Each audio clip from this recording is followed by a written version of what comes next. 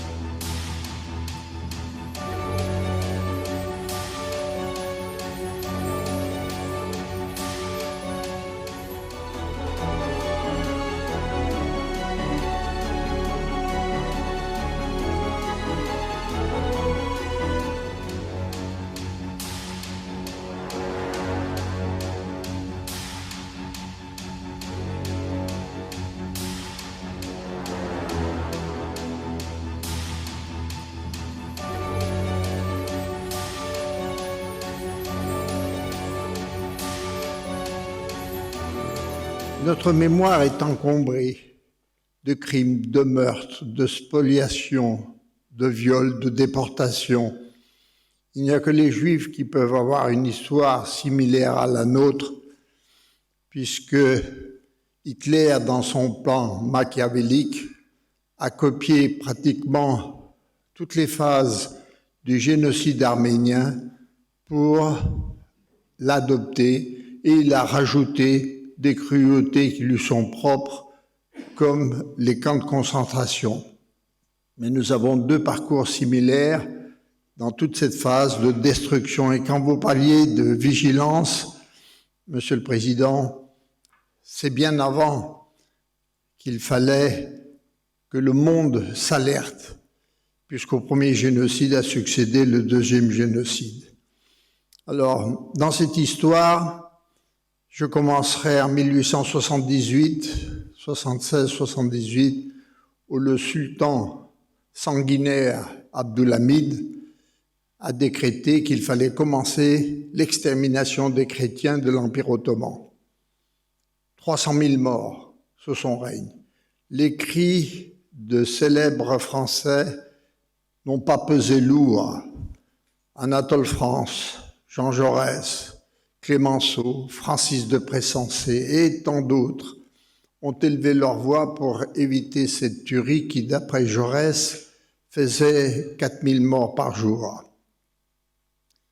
Ensuite, certains Turcs sont arrivés au pouvoir, ont détrôné le sultan, se sont voulus progressistes. Ils se sont appelés à cet effet les jeunes Turcs. Pendant quelque temps, les chrétiens d'Orient ont pensé que ces jeunes Turcs pouvaient effectivement amener des réformes. Mais en 1909, la même haine des Arméniens, mais aussi de tous les chrétiens de l'Empire ottoman, a fait de nouveau 30 000 morts à Adana. Oui, mon cher Maurice, il faut être inquiet, vigilant. La vigilance que ces antisémites ne sont pas nombreux, ces racistes ne sont pas nombreux, et les islamistes ne sont pas nombreux aussi. Ces xénophobes ne sont pas nombreux, mais la majorité était silencieuse. Et ça, c'est une vérité. C'est une vérité quand je suis l'imam de Drancy. Toujours, je prends l'avenue, qui s'appelle l'avenue Jean Jaurès, de chez moi jusqu'à la mosquée. À ma droite, vous avez le wagon. Mes filles, quand ils étaient petits, ils me disent « Papa, pourquoi il y a ce wagon? Ils sont où les voyageurs? Pourquoi il n'y a pas une gare ?» Ils posent souvent des questions. J'ai eu l'honneur de leur amener il y a quelques mois en Israël. Ils étaient à Yad Vashem, avec des jeunes Français et des jeunes de Belgique, de voir la réalité, de voir aussi l'homme qu'il est capable, qu'est-ce qu'il peut faire à son frère, son cœur et son état d'âme. Personnellement, il y a un rapport de force qui s'est installé. Oui, le jour qu'on arrive à décapiter des têtes à Paris, c'est plus, pardonnez-moi. Avant d'arriver devant le lycée, j'ai vu ce petit garçon, que son père, il vient d'être décapité 2 jours avant. Et sa copine, on est en train de préparer pour partir. Hein. C'était un week-end, un vendredi. Ça y est, il termine, il attend. Mais non, ils ont eu la nouvelle que leur père, il était décapité. Pourquoi? Parce que pour simple photo, avec des jeunes qui sont vécus en France. L'assassin Mira, il est né en France. Kouachi, il est né en France. Koulibaly, il est né en France. Abaoud, il est né en France, il est en Belgique. J'ai de l'espoir, je me le ramène, que l'Orient, il change. Il y a de la lumière qui arrive. L'accord abrahamique, il change les choses. Abu Dhabi, Dubaï, Bahreïn, en Arabie Saoudite, au Maroc, au Soudan. Il y a 2 mois, j'étais au Soudan. Il y a 2 mois. J'ai eu l'invitation, monsieur l'imam, le mufti le Soudan, le vice-président, il vous invite. Waouh! Quand j'ai vu le nom de vice-président Mohamed Hamdan Daglo, j'ai vu sa photo avec bébé Netanyahu. J'ai dit, oh mon Dieu, c'est le Soudan d'aujourd'hui. Ça veut dire les choses, ils changent. Mais la réalité, qu'est-ce qui m'inquiète? La France et la Belgique et l'Europe. La France et la Belgique, c'est une réalité. Il y a un vrai décalage. Il y a un vrai, malheureusement, démotion des parents au niveau de l'éducation. Ça, c'est une part de responsabilité. Cette montée, malheureusement, je le dis, je l'ai écrit dans mon livre, Libérons l'islam de l'islamisme. C'est mon rêve. Qu'on peut avoir un islam sans l'islamisme. Le monde arabe et le monde musulman, ils se libèrent. Ils montent, ils montent. Vous avez vu dernièrement l'Iran quand même. La femme iranienne, la femme en Afghanistan, elle sort, elle s'exprime. Mais ici, malheureusement, il y a des manifestations pro-islamistes qui sont à Paris, qui sont à Bruxelles, qui réclament des choses au nom de la religion. Mais la réalité, la religion, il n'a rien à voir. Le monde spirituel, il est loin. Je pense que j'ai de l'espoir que l'engagement des francs-maçons et des hommes et des femmes pour s'engager, pour protéger et pour aller vers l'avant, pour protéger cet avenir que je l'espère meilleur pour nous tous, au nom de la mémoire de tous ces victimes. Voilà. Merci, Amon. Merci.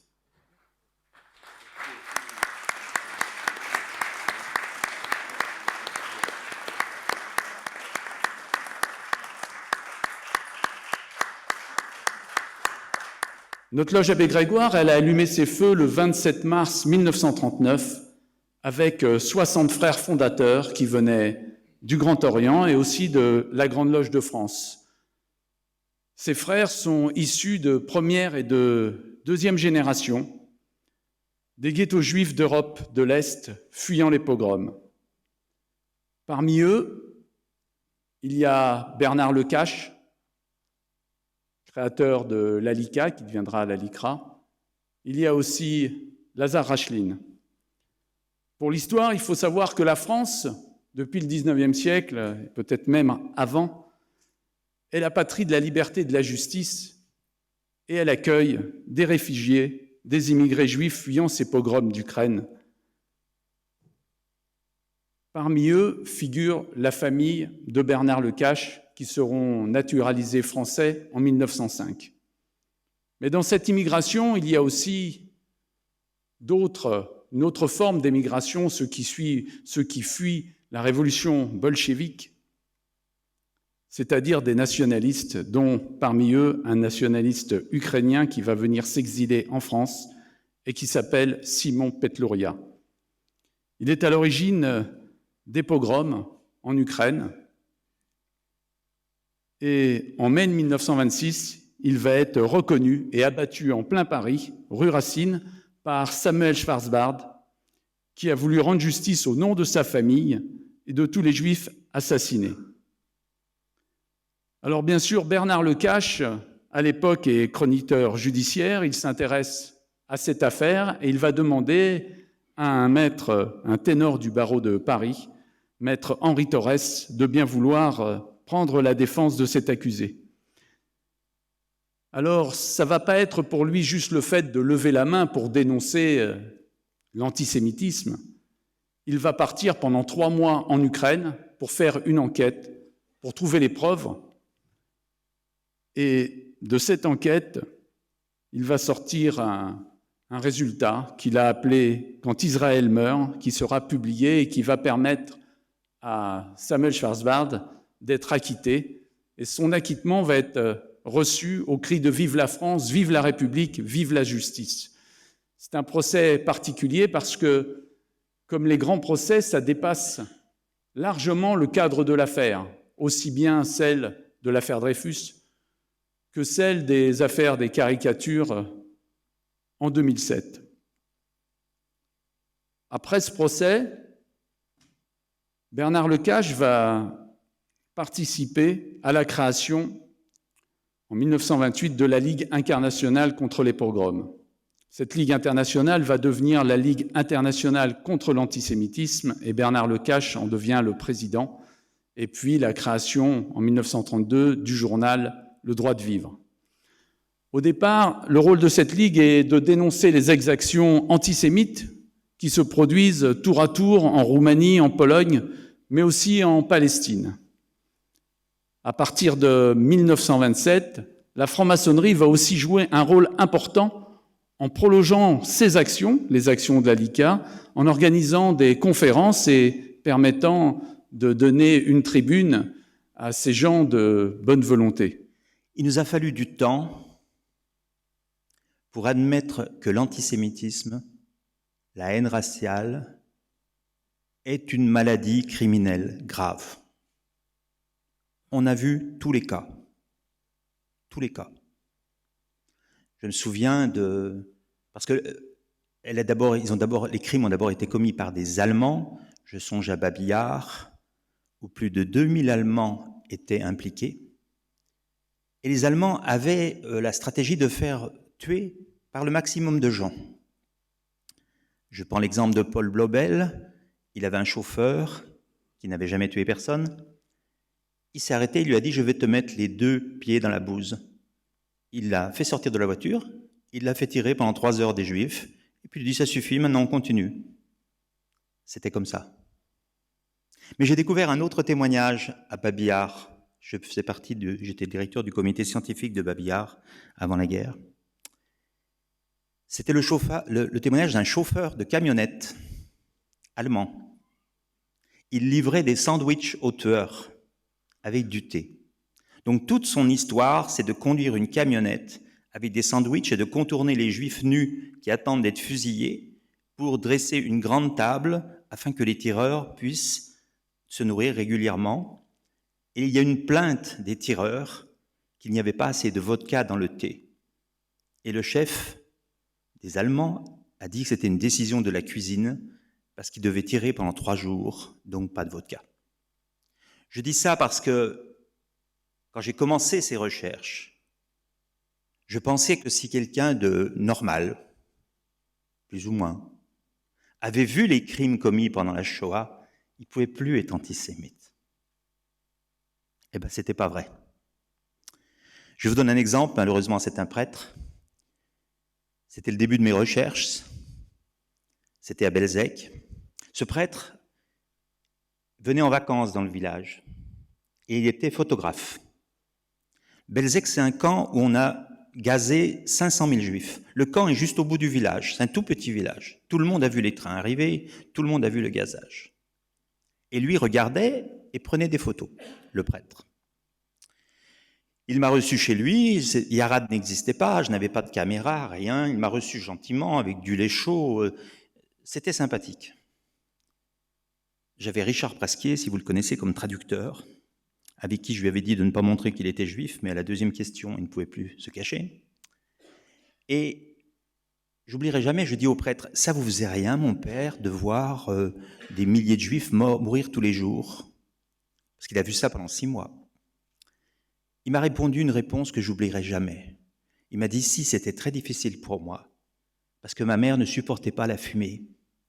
Donc tous les après-midi, elle avait mal à la tête, et moi je perdais tous mes après-midi. » Des témoins comme ça, j'en ai vu de tout genre, des chrétiens, des communistes, des orthodoxes, ça n'a rien à voir.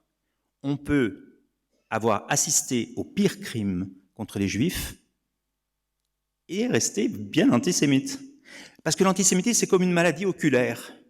Vous ne voyez plus le Juif comme un être tout à fait normal. Je me souviens, quand mes travaux ont commencé et que j'étais un peu connu, plusieurs personnes ont dit « s'il est soutenu par les Juifs, c'est louche ». Une maladie humaine profonde. Je me souviens de ce témoignage dans une autre ville, C'était un garçon qui s'amusait, donc moi je l'interviewais, il était âgé, il s'amusait pour dévaliser les maisons des Juifs juste après les fusillades. Il était dans un grenier et tout d'un coup, il a vu des Juifs. Il était un petit enfant d'une 12aine d'années. Il a couru dans l'escalier, il a appelé la police et ils ont tué tous les Juifs. Une maladie humaine qui vous change le regard et qui vous fait voir le Juif, le Rome, c'était pas mieux, comme pas un animal, parce qu'on tue pas tous les chiens, on tue pas tous les chats, mais on tuait les Juifs et les Roms, sans exception à l'Est. Lorsque j'entends le terme de lucidité, j'ai trouvé mon frère, mon père, puisque si bien, je le dis à chaque fois que je prends la parole, devant des militants, je leur dis « Soyez enthousiastes, soyez optimistes, mais l'on peut viser un idéal sans être naïf. Et souvenez-vous, Aimé Césaire, qui nous appelle à une espérance lucide hors de toute naïveté. » Vigilance, résurgence. Peut-on réellement parler de résurgence de l'antisémitisme?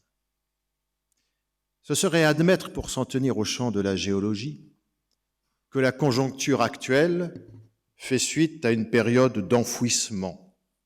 On parle du retour de l'antisémitisme, de celui de la bête immonde. On évoque constamment un nouvel antisémitisme. Mais à quelle période d'accalmie fait-on exactement référence? Quelle nouveauté nous occupe? Partons pour commencer d'un constat. Il y a aujourd'hui une actualité de l'antisémitisme, et c'est la répétition des faits, leur densité, leur insistance, dirais-je, qui frappe en premier lieu. Chaque jour apporte son lot, généralement charrié par les réseaux sociaux, ce trop souvent déversoir de haine, mais pas uniquement, de paroles scabreuses ou de faits abjects. Sur ces réseaux mondialisés de manière concomitante et pour s'en tenir au dernier jour, écoutez bien, ce sont pêle-mêle. Un sondage improvisé sur le réseau Telegram pour décider si oui ou non le chiffre de 6 millions de morts dans le cadre de l'extermination nazie est crédible ou ne l'est pas. Les insanités d'une ultra-droite incarnée par le journal Rivarol et ses soutiens, propagée par vidéo sur la forme écrite, chaque livraison de l'hebdomadaire maintes fois condamné pourtant, comporte des dizaines de références au judaïsme et aux juifs pour mieux les dénoncer. Une sorte de journal communautaire inversé. Un militant d'extrême droite, jugé devant la 17e chambre correctionnelle qui transforme le tribunal en tribune politique et idéologique et remettre ainsi en cause l'authenticité de l'extermination des Juifs d'Europe pendant la Seconde Guerre mondiale. Une députée de la France insoumise, qui s'est déjà distinguée en instrumentalisant politiquement la commémoration de la rafle du Veldiv et en défendant une résolution parlant d'Israël, de tout Israël et pas uniquement des territoires occupés comme un État pratiquant l'apartheid, une députée, vous dis-je, qui appelle le gouvernement français à soutenir un terroriste franco-palestinien, Salah Hamouri. Les images répugnantes d'un rappeur américain, Kanye West, qui confirme et conforte son obsession judéophobe en faisant sur le plateau d'une émission l'apologie d'Hitler et en niant lui aussi la réalité du génocide. Il a dîné chez Donald Trump, fin novembre, dans sa résidence de Floride. Un rappeur à grand succès, français, cette fois-ci, Freeze Corleone, qui s'est distingué par ses apologies du Troisième Reich et a goût pour les stéréotypes antisémites archaïques, le même qui rend d'ailleurs hommage au précédent Kanye West. Un chroniqueur d'une émission de grande écoute qui transforme régulièrement le divertissement en cloaque nauséeux. Touche pas à mon poste, pour ne pas la nommer. Qui raconte une prétendue histoire drôle qui grime le juif en corrupteur, en exploiteur cupide, sous les applaudissements du public et la passivité complice de l'animateur. Sur le plateau, un autre chroniqueur avertit le conteur que normalement, pour avoir osé rire des Juifs, tu vas être condamné à mort. On pourrait, sur le mode de l'éphéméride, tenir une chronique journalière de ce qui se dit sur les Juifs, publiquement ou en privé, et faire ce même constat. Les Juifs et leur prétendue malfaisance, la thèse d'un projet de domination mondiale, dont les sondages les plus récents ont montré qu'elle suscitait l'adhésion d'un quart à un tiers de l'opinion, traverse les âges, continue de corroder les liens sociaux et d'armer le bras criminel aux intentions génocidaires. Entre la blague de plateau télévisé et le négationnisme assumé, il y a une différence de degré, mais pas de réelle nature. Car il faut concevoir la haine, le mépris, la peur, comme un écosystème global, un écosystème, pourrait-on dire, tant il apparaît de plus en plus clairement ce qu'à l'ICRA nous aimons à souligner, l'ensauvagement des mots précède l'ensauvagement des actes. En préambule, je voudrais vous remercier pour votre présence pour cette édition 2022 de notre cérémonie annuelle du devoir de mémoire. Dans l'émotion qui est la nôtre, et à l'instant même, je ne peux m'empêcher de penser et d'évoquer avec vous cette phrase de Jean d'Ormesson. Il y a quelque chose de plus fort que la mort. C'est la présence des absents dans la mémoire des vivants.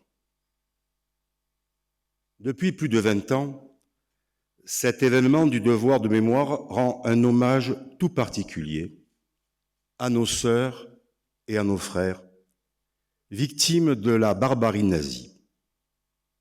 En montant les marches qui mènent à ce temple Pierre Brossolette, où nous nous retrouvons ce soir, chacun d'entre vous s'est retrouvé face à cette plaque commémorative où sont gravés les noms de nos martyrs. Pourquoi ? Parce qu'ils étaient, pour certains d'entre eux, juifs, francs-maçons, résistants, voire les trois à la fois. Notre histoire souffre encore de ce complot judéo-maçonnique instillé par nos détracteurs de l'époque, toujours prégnants aujourd'hui.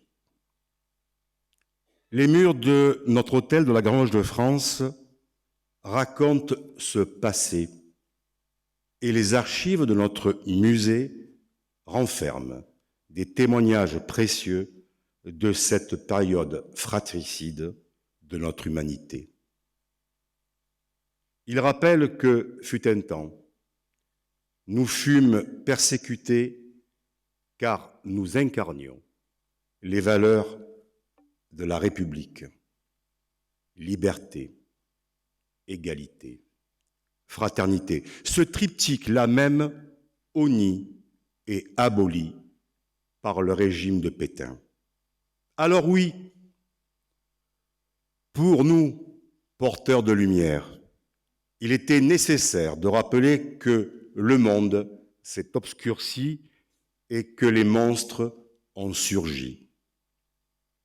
Cette cérémonie, organisée par notre commission obédientielle des droits de l'homme et du citoyen, sous la présidence du très respectable frère Maurice Lévy, que je remercie pour son action et son engagement sans faille, nous permet d'entendre les récits des rescapés, des historiens, des défenseurs de ce travail de mémoire. Et donc la manière de transmettre les problèmes de l'histoire, par moments, c'est d'utiliser un thermomètre, disait Sam Kernbeiser, un des fondateurs, avec Sam Brown, de ces cercles mémoire et vigilance. Pourquoi il disait un thermomètre? Parce que disait le peuple juif, comme tous les parias de la terre, quelque part, ce sont des thermomètres. Quand on les plonge dans la société et que la société va mal, le thermomètre monte. Et plus la société va mal, plus le thermomètre s'attaque à tout ce qui est considéré comme étant ces parias. Alors les premiers parias, vous l'avez bien dit, c'est les Juifs, les deuxièmes, c'est les francs-maçons, les troisièmes, les Roms, les quatrièmes, les Arméniens, bref, tout ce qui est une minorité et qui va forcément être attaqué par le bien public. J'oublie pas les Noirs, ils font partie des minorités quelque part également. J'ose encore dire Noirs, hein, excusez-moi, mais c'est direct. Donc cette problématique-là, nous l'avons depuis longtemps, savoir que nous sommes quelque part les parias des autres, tout simplement parce que nous sommes différents. L'avantage de ce cercle, et l'avantage de cette réunion, c'est bien de nous rendre compte que mémoire et vigilance vont ensemble à condition que nous transmettons cette mémoire que nous avons en nous et que nous devons sans cesse transmettre et retransmettre. Merci. Steht eingebeugen, alle Vögel von den Bäumen sehnen sich zerflogen. Zwei kein Miserech und zwei kein Mare, und im Rest kein Deuren, und der Bäum gelost allein, hefkere fahren Sturm. Sag ihr zu, die Mame hören, soll's mir nur nicht stören, weil ich Mame eins und zwei bald a Vögel werden. Ich will sitzen auf dem Bäum